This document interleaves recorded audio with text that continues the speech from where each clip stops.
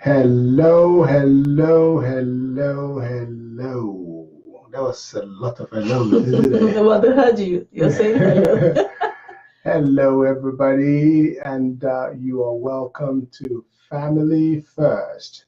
I hope it's not your first time, but if it is, Family First is determined and designed deliberately to equip and empower families in order to enjoy the essence of a family, because family, we believe, is the building block of every community. Absolutely. When you have healthy families, then you inevitably are going to end up having a healthy community. So families are very, very, very, very important. And I'm not surprised that God is the founder of it, because he knows what is best for us. And that's why there's a lot of attack against homes, against family, to knock down, to tear down, to weaken, to even destroy the family fabrics, in our society, But we will stand on the side of God, and we will stand with God's people all around the world, as long as God gives us voice to equip families, because we know that we are very, very important to the end time agenda of God. Absolutely. And to the sanity of our society. Yeah. I mean, family, we always say, is a building block for any community. And I think more so now than ever before. I say more so now because we have so many things that seem to be well equipped to replace the family, but that's just a camouflage. That's not true. I mean, in the UK today, for instance, we have an epidemic, and it's not measles, it's not mumps. The epidemic we have is that of loneliness. And we've actually appointed a minister for loneliness, believe it or not. I couldn't believe it when I read it, but that's the truth. That's the reality. That's where we are in this day and age of social media. We have so many platforms, so many ways to reach people, so many ways to stay connected. We have technologies that make our world smaller, but make us far from each other. Keep us far from each other. So I think more now than ever before, we need to cherish our family units. We need to cherish those real relationships that we have. And Family First is all about the family. Absolutely. It's, Pastor Julius and Mary here, your hosts, and we just want to be a blessing. That's always our desire. So over the last few weeks, we've been talking about marriage pitfalls, because like you said, there's the attack on marriage on all fronts, physically, spiritually. Marriage is being attacked because marriage is God's idea, and marriage is a powerful force, not just the union between the husband and the wife, which is powerful in itself. The Bible says one shall chase 1,000, and two shall chase 10,000. But the family unit, a place where children can be nurtured, can be trained, can be loved to become responsible members of the community. That's the place. It's like a nursery, isn't it? Absolutely. If you're into gardening, you have your nursery where you nurture those plants and you prepare them for when you put them out there. And so if the enemy gets to the family, he gets to the community, he gets to the nation, he gets to the world, because that's where the nurturing takes place. So we have to guard our families. We have to. Your family is important. You have to guard your family. So we have to deliberately protect families and invest in our homes. When God brings us together, he brings us together for a deliberate purpose. And so we have to realize that we're not together by chance.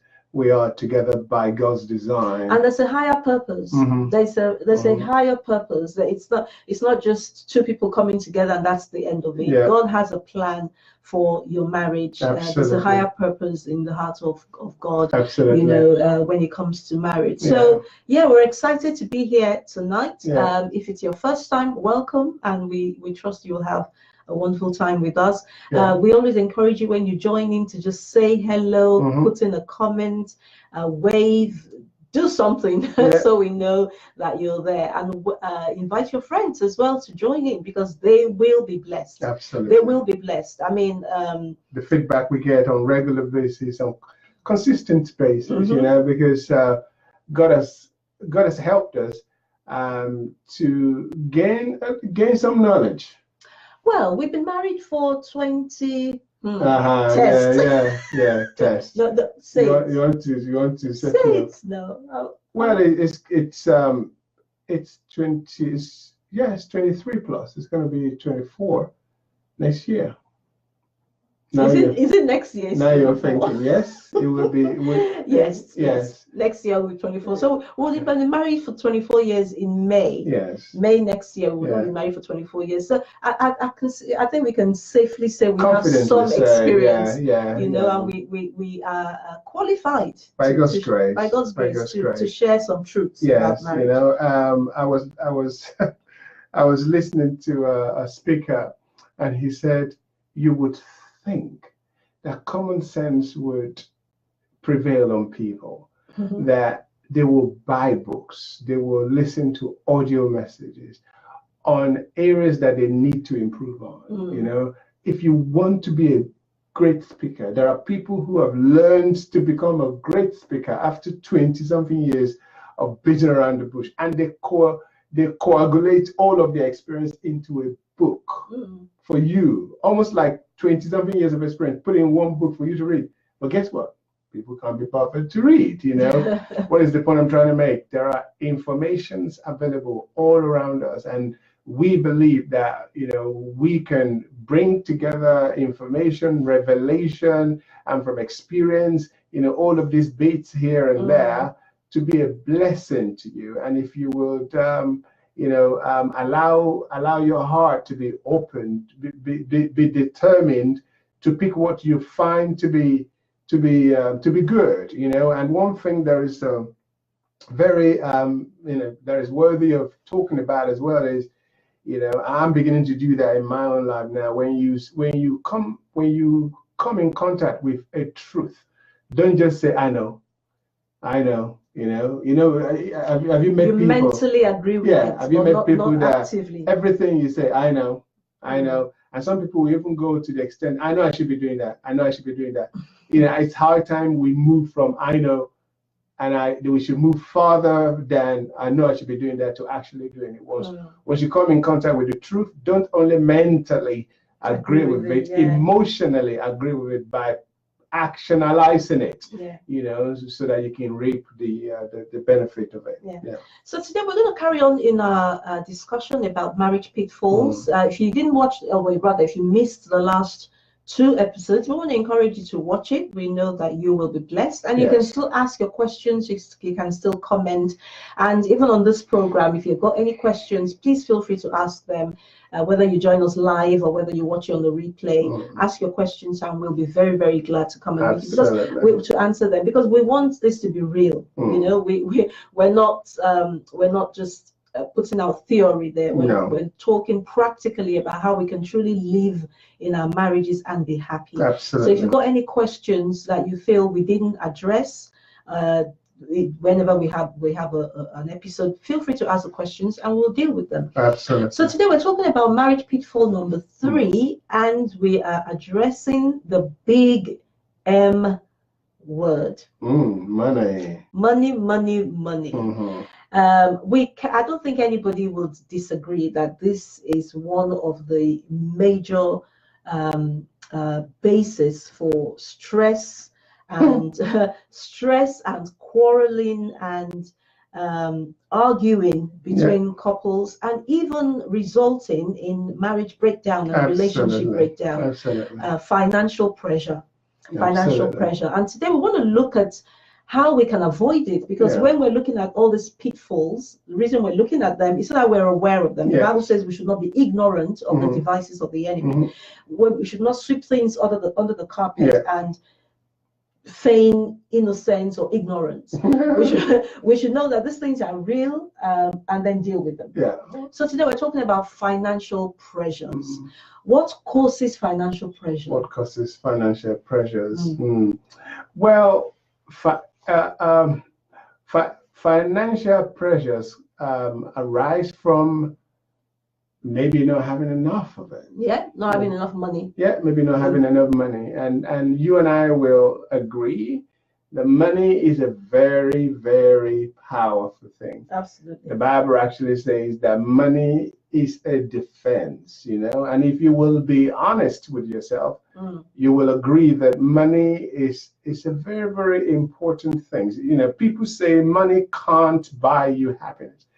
There's no lie in that. It's a fact. But I can assure you, if you can afford whatever your heart desires, it would go a long way to helping you towards happiness. Absolutely. Even though in itself it will not give you That's happiness, true. but it takes off the pressure of how you're gonna. Would it not just be nice to get into town, stand with your family in front of a restaurant, and don't bother looking at the menu, because people do that, don't they? You see them 5 minutes, they stand at the door. You think they're thinking about, oh, should we go in or not? No, they're looking at the menu, and the poor man or the poor woman is counting. By the time we have a drink and this and that and that and that, all the money is gone. Maybe we can't. Would it not be nice to just walk into town and say, I want that. My heart desires that. And we're not just... Well, to have financial freedom, not necessarily to be wasteful or anything like that, but to have financial freedom, to not feel like you have to calculate and count and scream for every single thing that you want. So definitely, if there isn't enough money to go around, that could be a problem. But go on. And something about not having enough money. Somebody said this. They said, if you collect all the money in the world, collect them together, and share it out, it's a matter of time. The money will find its way back to the original owner. Oh. And that's a fact, because many people are not financially literate. They don't understand the power of money. They don't understand how it works. They don't know how you make it, how you amplify it, budgeting, and so on and so forth. And you would think that our educational system will incorporate this and teach you, even marriage counselors. You go into marriage counselors. Many people overlook the issue of money and talk about many other important stuff, but just avoid. I don't think they avoid it, but they just overlook, the issue of money. But if you're going to be happy, you really need to know how money works. Absolutely, absolutely. And sometimes, it's not. We might think it's the lack of money that is causing the problem, but sometimes it's not actually a lack of money. It's just a lack of management of the money. Absolutely. Mismanagement of the funds. Mismanagement of the funds could be the issue. I guess because when people don't know how money works, then you will always play catch up.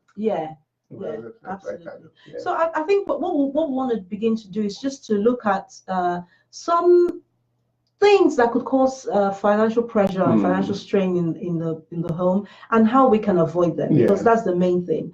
We don't just want to identify the problem. We want to look at ways that they can be avoided. Absolutely. And if you're in that place where you're going through pressure in your home because of finances or money or lack of it or whatever, we trust God that you will be blessed through this a blessing too.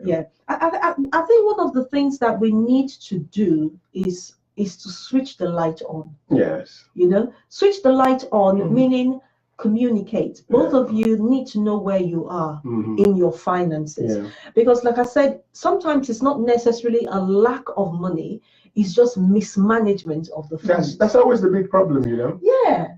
It's just mismanagement of the funds. So switch the light on, both of you sit down and actually look at where your money is going. Somebody said, if you don't tell your money where to go, you give it permission to go anywhere.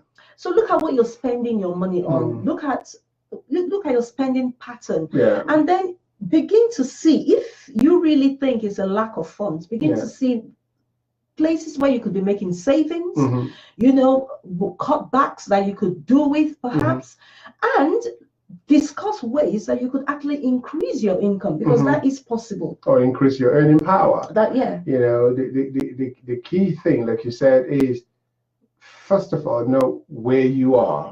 Where you are. Key. That's so important. We're talking about avoiding the financial pitfall in marriages. So know where you are. Be very, very honest with you. Some people deceive they're very good at deceiving people and deceiving themselves. and they end up deceiving themselves. You know, the worst thing that anybody can do to themselves is not be honest with themselves. Absolutely, you know, you buy things that you cannot afford. You know, you just spend as if though you print money at home, even though you're aware that your earning power does not cover the budget that you're creating for yourself. So, and sometimes it's to impress other people. You know, we do those things, we buy those things, your neighbor has a big car, you want a bigger one, and sometimes it's just to impress you'd be amazed. people. You know, and we just need to understand. You know, at the end of the day, it's our life. It's our relationship. We don't want to do something that will put pressure on us. Exactly. You know, 3 months, 4 months down the line, you can't keep up with the monthly payments. Oh, okay. Well, you can't keep up with the monthly payments on the new car or the new whatever it is you got, and then you're putting yourself under pressure. Sometimes we just do these things to ourselves, you know. We do these things to ourselves. So it's just a question of looking really at your finances and look at your spending pattern. You know, do you tend to just increase your spending? Look at your spending pattern, and so you can identify why those pressures are coming. Because a lot of the time, like we say, it's not that there's not enough funds; it's just a mismanagement. A mismanagement of it. Yeah, you know, ask yourself very, very important questions. You know, am I actually good with money? You know, am I one of those people that just buy on impulse? You know, you go out, you know, and they're selling something for five for £1, and they say, I'm going to buy it. And buy 5, and then you don't need it. You don't need it. You just at the end of the day, it might end up in the bin. Exactly. You know, sometimes the sales, you know, we all love It's a sales. It's a big trap. Yeah. We all love sales. You go in there, and because it's £5, you buy the shirt, and you never wear the shirt. That's £5 wasted. You would have been better off buying the shirt for £7 or £10 and actually wear it. So it's just been mindful. Just been mindful of all this. Being very honest with yourself and understanding your own emotion as well.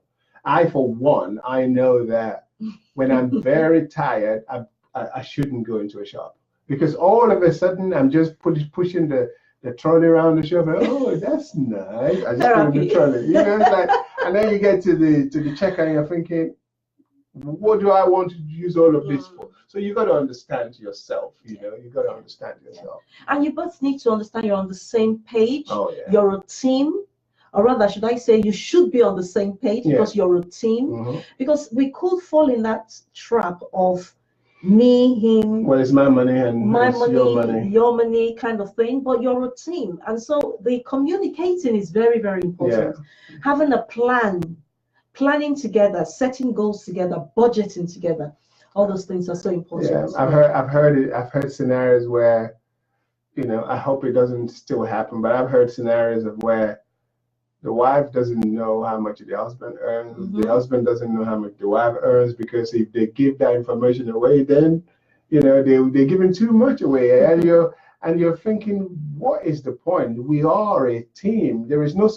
I don't think there should be surprises in marriage, should there? No, not that sort of man. No, it's not. No, that's supposed. No, I mean, I was thinking about this point actually before we came on air, and I was thinking, because obviously I know of relationships where the one party, let me not say the man or the woman, one party is taking advantage of the other's openness and honesty and transparency, etc.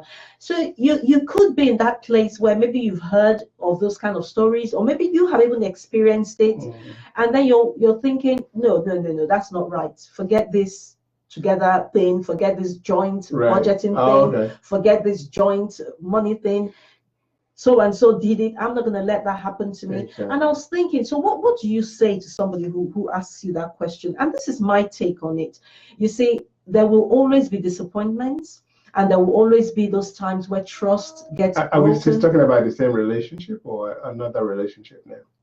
No. I'm talking about you are in a relationship, and maybe because of a past experience that you have had, or you've heard of somebody else's experience, and so you're thinking, well, how can you be advising me to have a common purse with this person, or to have a joint account with this person, or to consider my money to be their money and their money to be my money, when I know that they're not, you know, they're not on the same page with me. They're not on the same page with me. Right.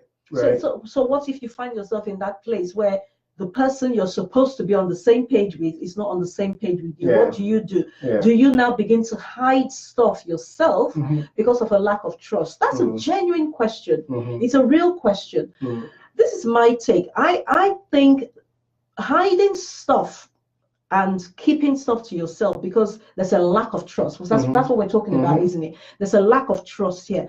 Will that really solve the problem? Well, that's the first question that comes to my mind. The first thing I want to say is, is okay. So you're keeping secrets from each other. The next question is, are you happy doing it? Well, and is that going to solve the problem? Yeah. Because if one person is not being completely transparent Yeah. or whatever, and then you decide, well, actually, I'm going to be like that as well, Yeah. you're just going further apart, isn't Yeah. it? I think one person has to, if you have the capacity and the grace to do it, one person has to be able to say, this is not how it's supposed Yeah. to be. We're looking at how things are supposed to be here. Yeah. You shouldn't make decisions on the basis of your current circumstances. Mm-hmm. You should make decisions on the basis of the vision that you have, where you want to be, where you're going. So when you begin to say, because of where I am, because of what's going on, this is what I'm going to do, you're keeping yourself in those circumstances, and you're actually boxing yourself in and limiting yourself by your circumstances. So what we want to encourage you to do is to look at where you want to be. The vision is oneness.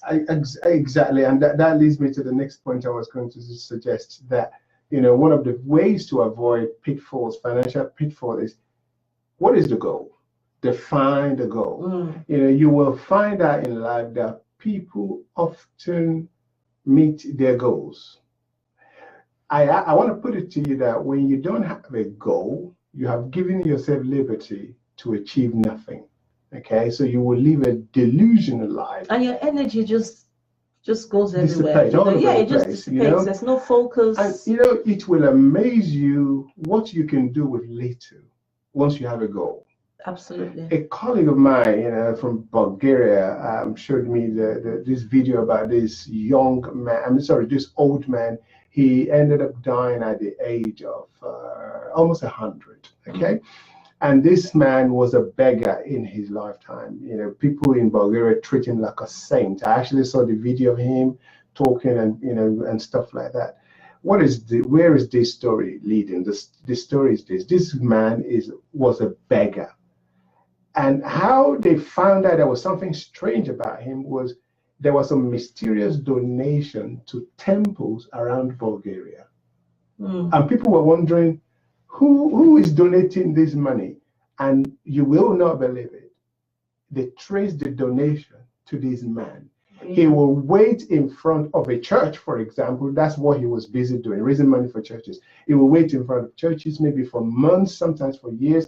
He will collect money. He will beg for money, and then he will put that money in churches. He ended up being major, having an abundance mindset. Exactly. He ended up being the greatest donor by anyone to the churches in Bulgaria from collecting penny. So once there is a goal, your life becomes easy. So sit down together as a family. What is our financial goal? Yes. By the time we retire in 25 years time, in 20 years time, in 10 years time, where do we want to be? Are we going to have to be working in order to make ends meet? Absolutely, yeah. Or do we want to be financially free? Do we want to be able to travel the world? Well, it could be something as simple as, okay, we want to be able to save £200 every month from our income. That is a goal. But if you never set that goal, when your income comes, guess what? It's going to go out because you're going to find something to spend it on. So it's like, the Bible says, without vision, the people perish. So when you have a goal,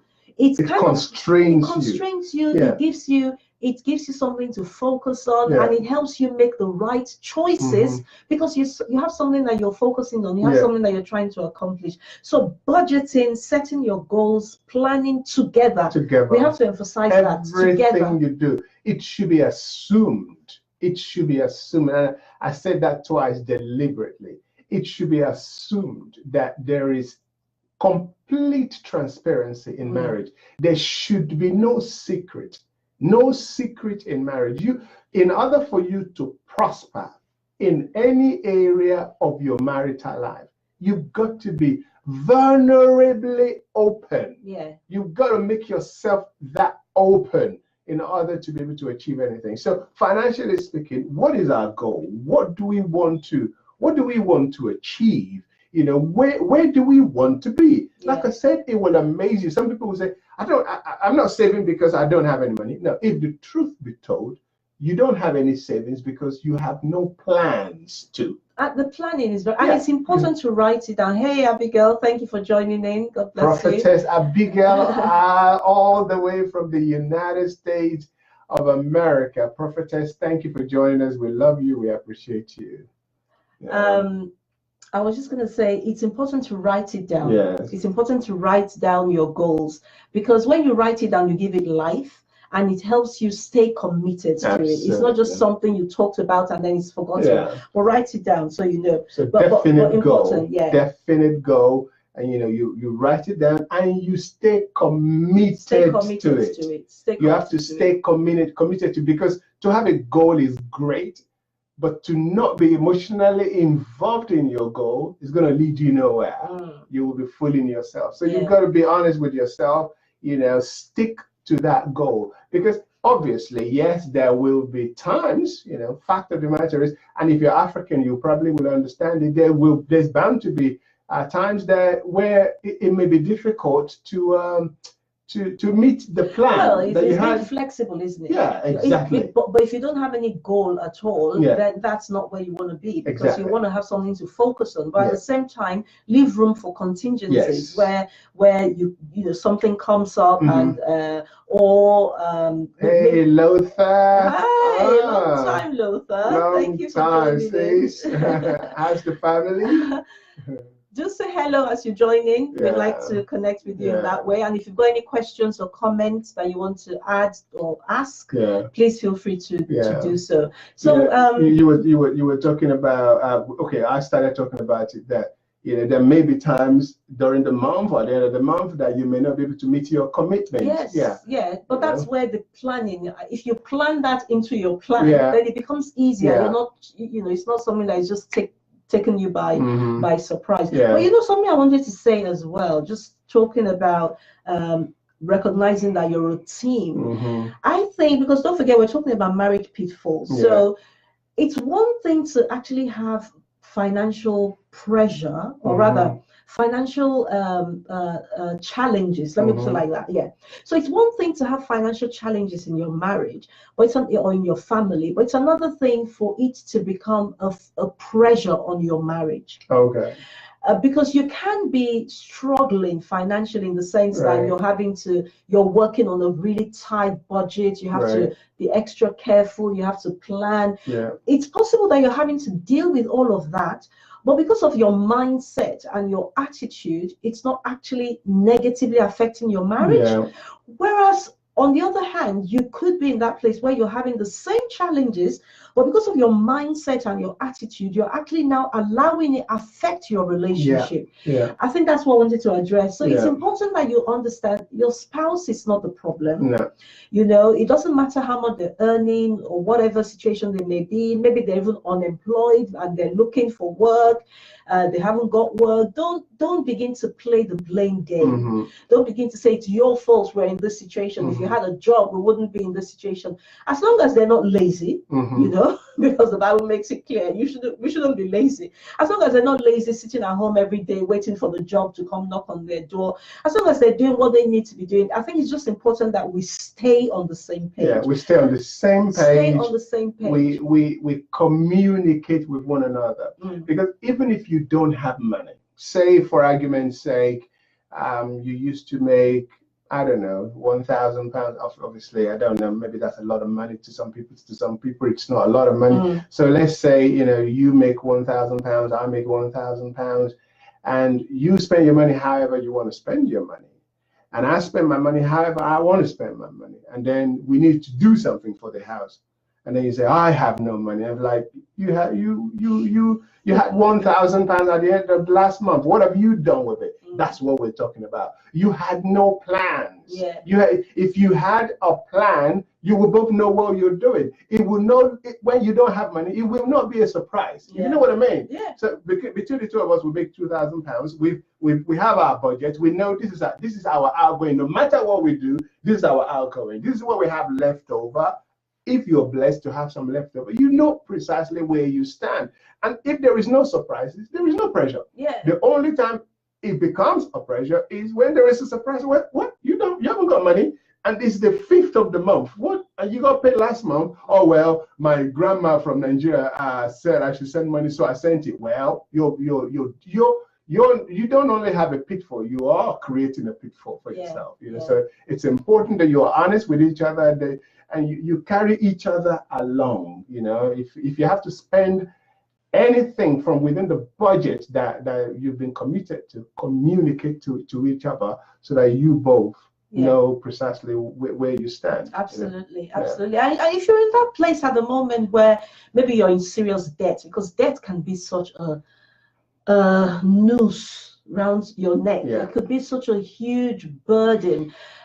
You can get help. You can get professional help. There is help. There are counselors out there who specialize in debt counseling, and they will help you, because sometimes it can be quite overwhelming. It can be, and a lot of people who are in debt don't want to deal with it. They don't even want to open letters. It's just so overwhelming. But the truth of the matter is, burying your head in the sand is only going to make it worse, because they send one letter, they send another letter, then they add an admin fee, then the debt just increases. You all know the story. So it's a question of dealing with it. Deal with it now rather than later. Yeah, sooner rather than later. Deal with it now. Honestly, if you are in that state or in that position where money is becoming, debt is becoming a problem, please get help. Don't ignore it. It's not going to go away. It's not. It's only going to get worse. Talk to somebody, and don't just pray about it, because I know that's what we'll do as Christians. We'll pray about. I'm not saying don't pray about it, but I'm saying that shouldn't be all you do. Get professional help. Talk to your. And they're charities. They're charities as well. They're not even going to charge you anything. Pay for the service. They're charities that will help you get out of debt. They'll sit with you. They'll create a plan. They'll help you approach some of the creditors, and it will just take that pressure off. Absolutely. Because it's the pressure that does it, isn't it? It's the pressure. That it's not necessarily the issues, it's the pressure that comes, and the pressure comes with you feeling out of control, inadequate, you feeling like you're unable to cope. But getting help will take that pressure off, and then you have control. Absolutely. Because if you know that, okay, I'm paying £2 to this one every month, I'm paying £5 to that one every month, and then you can plan it and then discipline yourself to stick to the plan. It really takes the pressure off. Absolutely. So let's help ourselves. And like we said, keep your attitude right and understand, even because sometimes, let's face it, sometimes it could be one party that actually makes bad choices, that puts you in the position that you're in. But don't keep dwelling on that, because at the end of the day, your marriage is more important than the money. Your marriage is much more valuable than how much was lost through the bad decision and how much debt you have. Your marriage is much more valuable, and that's why we're dealing with this. So don't allow that to become such a clog in the wheel that you never get past it. If one party made bad choices, as long as you're on this page now and you're saying, okay, let's do something. Let's slate clean. Let's deal fresh. with it. Get together and deal with it. As long as you're together, there's nothing you cannot overcome. So forgive them. Don't keep rubbing it in their face. Don't keep, every time you have to spend money, you say, but it's your fault. Don't keep doing that. Forgive them and move on. Absolutely. Forgive them and move on. Absolutely. Something else that you need to do is you need to have saving plans. You've got to have savings plan. I'm sorry, don't wait till you have plenty excess of money. Excess excess money to save. Because you will never have excess money. We, as human beings, our needs just seems to increase. It does. Our appetite for things increase with every pay rise. Because if it doesn't, we should all be very happy now. Because I remember when I used to earn half what I earn now, and I don't think I have more money. Well, maybe more, but not as much as you would think, So the point of the matter is, have plans to save. Don't just save. Have plans for investment. That's what I meant to say. Have plans for investment. Somebody was talking about the Bible when it says, when you have a problem, go to the Bible with open mind and read through its pages. It's got solutions. Absolutely. For it. The Bible says, go to the ants, and learn from them. They work in the abundant seasons, and in the winter of life. In the winter of life, they eat from their investment, but we want to just blow it, thinking. I don't think anybody ever sits down and say, well, I'm making. It's still this lack of planning. Yes, lack of planning. And again, with savings, with investments, you can get advice. Absolutely. You can get good advice from an independent financial advisor. Absolutely. And it's not all of them that charge. Some of them get their commission from whatever it is you invest in. So get good advice, and it doesn't have to be huge sums of money. It could just be something little that you keep aside every little helps. It could be little, but just make sure you do something. Consistency. Consistently, put some money away on consistent basis, because the winters of life are inevitable. Somebody puts it this way, somebody can say, well, it was warm last month, and now all of a sudden it's cold. What's going on here? And then they say to him it's winter, and then the person says, oh, I don't like the arrangement. I would rather that it's warm all year round. Listen, my friend, you can't do anything with the seasons of life. Understand the seasons of life and know how to work with the seasons of life. I am not praying that you will end up in a situation that is more difficult than you are right now, but the fact of life is experiencing to tell us that that's how life is. The ups and the downs of life. So it's preparing. Isn't it? So prepare by having some investment. On the side. So we trust that you've been blessed by today's discussion. If you have any questions, like we said, please feel free to ask the questions. We think we've dealt with the most common areas and the most common I think we're looking at the time. There's room for one more point. Okay. Let's talk about one more point. No matter what you do, make sure that your outgoing is not more than your income. I think that's when it goes without saying, but sometimes we don't even know. We keep going back to this switching on the lights and having a clear picture of what you need, what you spend, and what you earn. Sometimes we don't even know that we're overspending because we just get our salary. There's no visibility. We just get our salary and we just buy, we need this, or we buy it. Well, that's where the budgeting helps, because with the budgeting, then you will know how much you actually have to spend, and you can allocate what you want to allocate for holiday, for entertainment, etc.